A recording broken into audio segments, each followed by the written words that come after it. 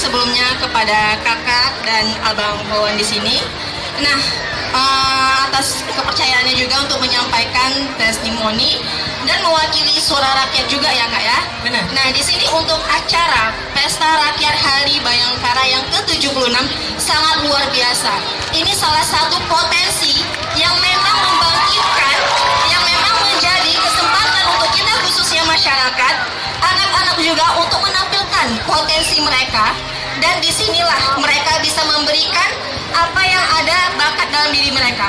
Mungkin kalau untuk sarannya ya kak ya, untuk lokasi dan tempatnya mungkin lebih sedikit dibesarin juga. Jadi kita nggak untuk duduknya nggak terlalu rapat, ada jarak dan lebih diberikan fasilitas untuk para penonton.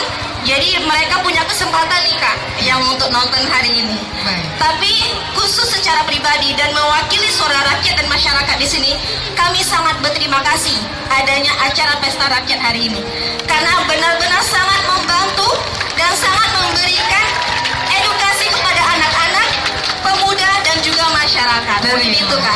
Terima kasih. Terima kasih